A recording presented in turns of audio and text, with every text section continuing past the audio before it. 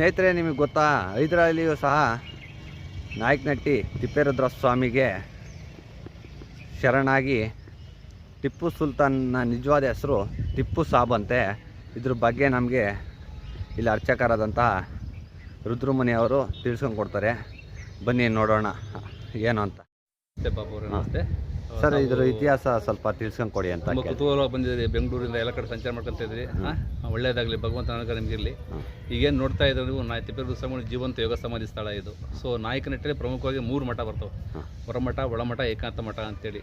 ಈಗ ತಿಪ್ಪೇರುದ್ರ ಸ್ವಾಮಿಗಳು ಕರ್ನಾಟಕ, ಆಂಧ್ರ, ತಮಿಳುನಾಡು, ಕೇರಳ ಸಂಚಾರ ಮಾಡ್ಕೊಂಡು ಬಂದ್ಬಿಟ್ಟು ಕೊನೆಯ ಕಾಲದಲ್ಲಿ ತನ್ನ ಕಾರ್ಯಕ್ಷೇತ್ರವಾಗಿ ನಾಯಕನಹಟ್ಟಿ ಮಾಡ್ಕೊತಾರೆ, ಕರ್ಮಭೂಮಿಯಾಗಿ. ಅಂದರೆ ಇವರು ಶ್ರೀಶೈಲ ನಲ್ಲಮಲ ಕಾಡಿನಿಂದ ಬಂದಂಥವ್ರು. ಅಲ್ಲಿ ಇವ್ರನ್ನ ತಿಪ್ಪೈ ತಾತ ಅಂತ ಕರೀತಾರೆ. ತಮಿಳುನಾಡು ಮತ್ತು ಕೇರಳದಲ್ಲಿ ಕುಪ್ಪುಸ್ವಾಮಿ ಅಂತಾರೆ. ಸೊ ಇವ್ರು ನಿಡಗಲ್ ಪ್ರಾಂತ್ಯದಲ್ಲಿ ಸಂಚಾರ ಮಾಡ್ಕೊಂಡು ಬಂದ್ಬಿಟ್ಟು ಆ ನಿಡಗಲ್ ದೊರೆಗಳು ದಾನಸಾಲಮ್ಮ ಮತ್ತು ಶುಕ್ಲಮಲ್ಲಿ ನಾಯಕ ಅಂತ ದೊರೆಗಳು ಅವರ ಮಕ್ಕಳ ಪಾಲ ಇರ್ತಿಲ್ಲ. ಅವ್ರ ಮಕ್ಕಳ ಭಾಗ್ಯ ಆದಾಗ 7 ಜನ ಮಕ್ಕಳಾದಾಗ ಏನು ಕೊಡ್ತೀವಿ ಅಂತಂದಾಗ ಜ್ಯೇಷ್ಠ ಪುತ್ರ ಭಿಕ್ಷೆ ಕೊಟ್ಟಾಗ ಮುಂದೆ ಒಂದು ವರಪುತ್ರರಿಂದ ಒಂದು ಸಂಸ್ಥಾನ, ನಾಯಕನಹಟ್ಟಿ ಸಂಸ್ಥಾನ ಕಟ್ತಾರೆ.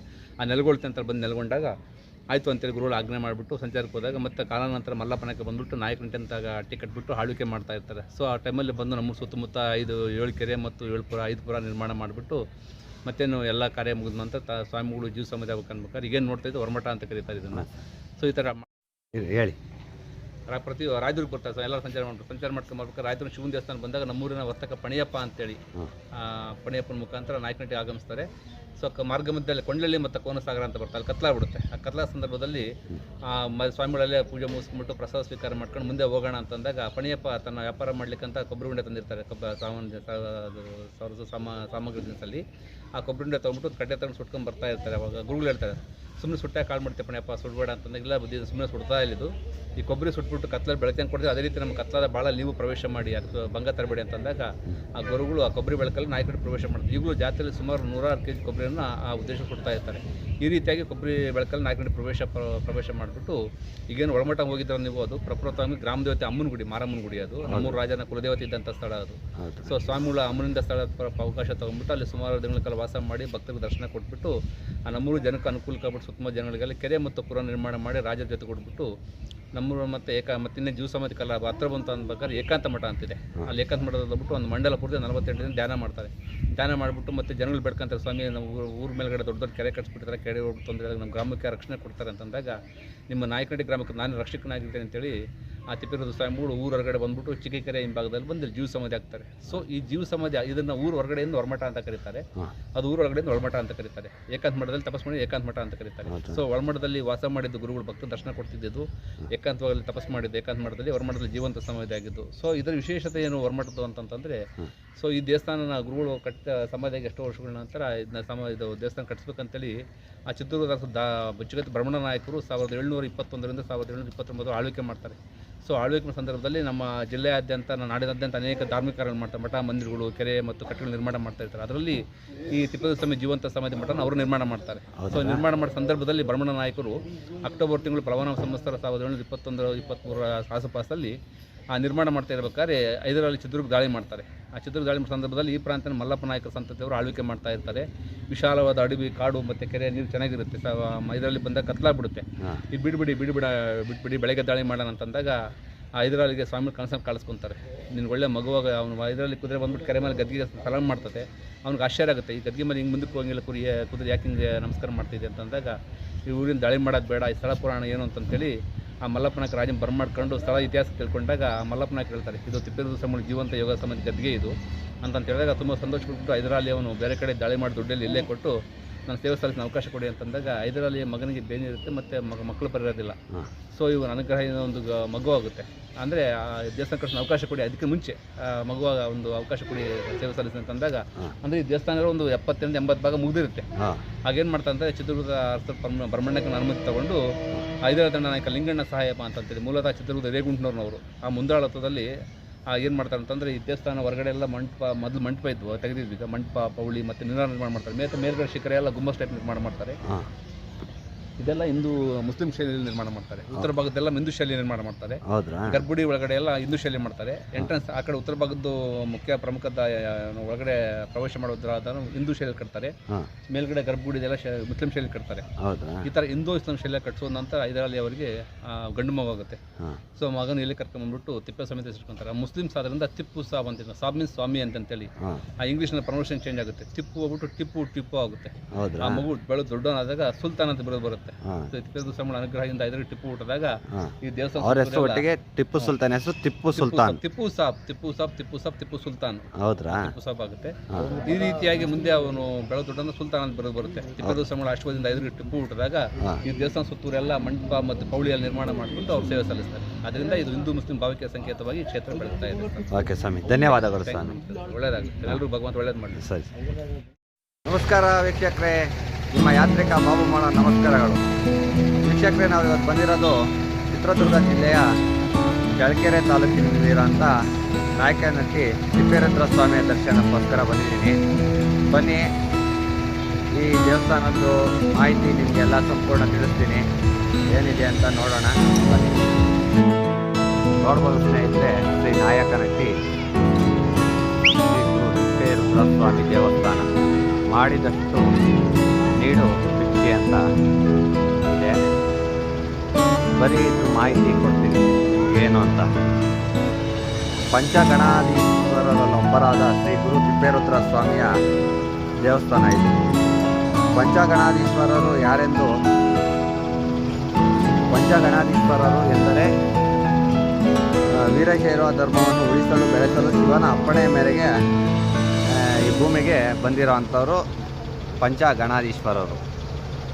ಮೊದಲೇವರು ಬಂದು ಶ್ರೀ ಕೊಟ್ಟೂರೇಶ್ವರ ಸ್ವಾಮಿ, ಎರಡನೇವರು ಇವರೇ ನಾಯಕನಹಟ್ಟಿ ತಿಪ್ಪೇರುದ್ರ ಸ್ವಾಮಿ, ಮೂರನೇವರು ಬಂದು ಹರಪನಹಳ್ಳಿಯ ಕೆಂಪೇಶ್ವರ ಸ್ವಾಮಿ, ಅರಸೀಕೆರೆಯ ಕಾಲತೇಶ್ವರ ಸ್ವಾಮಿ, ಐದನೇವರು ಬಂದು ಕೋಲಹಳ್ಳಿಯ ಮಂದನ ಸ್ವಾಮಿ. ಭಕ್ತ ಸಮೂಹಕ್ಕೆ ಜ್ಞಾನದ ಜ್ಯೋತಿಯನ್ನು ಬೆಳಗಿಸಿ ಜೀವನವನ್ನು ಪಾವನಗೊಳಿಸಿದ ಮಹಿಮರು. ನಾನು ಈಗ ಗುರು ಶ್ರೀ ತಿಪ್ಪೇರುದ್ರ ಸ್ವಾಮಿಯ ಬಗ್ಗೆ ಹೇಳ್ತಾ ಇದ್ದೀನಿ. ನೋಡಿ, ಶ್ರೀ ಗುರು ತಿಪ್ಪೇರುದ್ರ ಸ್ವಾಮಿಯ ದೇವಸ್ಥಾನ ಇದು. ಇದ್ರ ಬಗ್ಗೆ ತಿಳ್ಕೊಳ್ಳೋದಕ್ಕಿಂತ ಮುಂಚೆ ಇನ್ನೂ ಯಾರೆಲ್ಲ ನಮ್ಮ ಚಾನೆಲ್ ಸಬ್ಸ್ಕ್ರೈಬ್ ಆಗಿಲ್ವ, ದಯವಿಟ್ಟು ಸಬ್ಸ್ಕ್ರೈಬ್ ಆಗಿ ಅಂತ ಹೇಳ್ತಾ ಹೆಚ್ಚಿನ ವೀಡಿಯೋ ಮಾಡೋಕ್ಕೆ ಸಪೋರ್ಟ್ ಮಾಡಿ ಅಂತ ನಾನು ನಿಮ್ಮನ್ನು ಕೇಳ್ಕೊಳ್ತಾ ಇದ್ದೀನಿ ಸ್ನೇಹಿತರೆ. ನೋಡಿ ಸ್ನೇಹಿತರೆ, ಶ್ರೀ ಗುರು ತಿಪ್ಪೇರುದ್ರ ಸ್ವಾಮಿಯ ದೇವಸ್ಥಾನ ಇದು.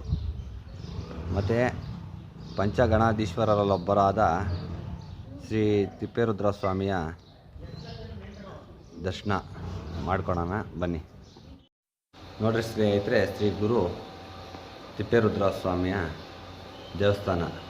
ಶಿವನ ಅಪ್ಪಣೆಯ ಮೇರೆಗೆ ಭೂಮಿಗೆ ವೀರಶೈವದ ಧರ್ಮವನ್ನು ರಕ್ಷಣೆ ಮಾಡಲು ಬಂದಂತಹ ತಿಪ್ಪೇರುದ್ರ ಸ್ವಾಮಿ.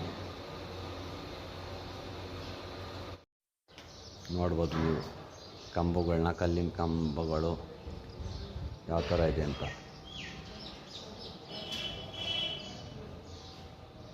ಬರೀ ಮತ್ತು ಮುಂದೆ ವೀಕ್ಷಕರೇ, ಕರ್ನಾಟಕದ ಹಲವು ಭಾಗಗಳಲ್ಲಿ ಸಂಚರಿಸಿದ ತಿಪ್ಪೇರುದ್ರ ಸ್ವಾಮಿಯು ಪಾಣಿಯಪ್ಪನೆಂಬ ಶಿವಭಕ್ತನ ಇಚ್ಛೆಯಂತೆ ನಾಯಕನಹಟ್ಟಿಯಲ್ಲಿ ನೆಲೆಸಿ ಈ ಸ್ಥಳವನ್ನು ತನ್ನ ಕರ್ಮಭೂಮಿಯನ್ನಾಗಿ ಆರಿಸಿಕೊಂಡಿದ್ದಾರೆಂದು ಹೇಳಲಾಗಿದೆ.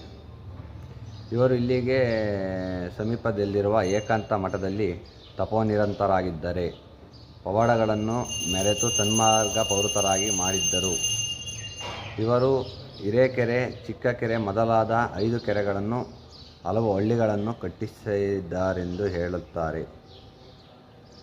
ಇಷ್ಟೆಲ್ಲ 5 ಕೆರೆ ನಿರ್ಮಾಣ ಮಾಡಿದ್ದಾರೆ ಮತ್ತು ವೀರಶೈವ ಧರ್ಮವನ್ನು ರಕ್ಷಣೆ ಮಾಡಿದ್ದಾರೆ. ಭಾಳ ನಮ್ಮ ಆಗಿನ ಕಾಲದಲ್ಲಿ ಆಗ್ತಿದ್ದಂಥ ಹಿಂದೂಗಳ ಮೇಲೆ ಆಗ್ತಿದ್ದಂಥ ದೌರ್ಜನ್ಯವನ್ನು ಖಂಡಿಸಿ ಶಿವ ಭೂಮಿಗೆ ಕಳಿಸಿರೋಂಥ ಪಂಚಗಣಾಧೀಶ್ವರರು 5 ಜನ. ಬನ್ನಿ, ದೇವಸ್ಥಾನ ಸುತ್ತ ಯಾವ ಥರ ಇದೆ ನೋಡೋಣ.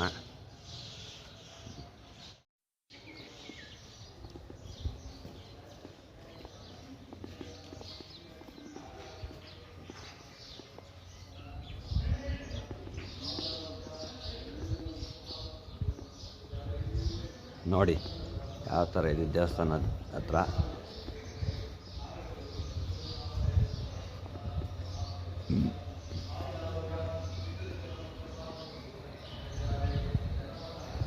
ಅಭಿಷೇಕ ಮಂಟಪ ಶ್ರೀ ಗುರು ತಿಪ್ಪೇರುದ್ರ ಸ್ವಾಮಿ ನಾಯಕನಹಟ್ಟಿ ಪುಣ್ಯಕ್ಷೇತ್ರ ರುದ್ರಾಭಿಷೇಕ ಪೂಜಾ ಮಂದಿರ. ತೂಗು ಮಂಚದ ಸ್ವಾಮಿ ಅಂತ ಇಲ್ಲಿ ನಾಯಕನಹಟ್ಟಿಯಲ್ಲಿರೋ ತಿಪ್ಪೇರುದ್ರ ಸ್ವಾಮಿ ದೇವಸ್ಥಾನದ ಹಿಂಭಾಗ ಇರೋ ಅಂಥದ್ದು ಇದು. ನೋಡ್ಬೋದು ನೀವು, ನಾಯಕನಹಟ್ಟಿ ಶ್ರೀ ಗುರು ತಿಪ್ಪೇರುದ್ರ ಸ್ವಾಮಿ. ನೆಕ್ಸ್ಟು ಇನ್ನು ಮುಂದೆ ನಾನು ಕೊಟ್ಟೂರು ಹೋಗ್ಬೇಕು ಅಂತ ಇದ್ದೀನಿ. ಶ್ರೀ ಕೊಟ್ಟೂರೇಶ್ವರ ಸ್ವಾಮಿಯ ದರ್ಶನಕ್ಕೆ ನಿಮಗೂ ಮಾಡಿಸ್ತೀನಿ ಕೊಟ್ಟೂರೇಶ್ವರನ ದರ್ಶನ. ಶ್ರೀ ಗುರು ಕೊಟ್ಟೂರೇಶ್ವರ ದರ್ಶನ ಮುಗಿಸ್ಕೊಂಡು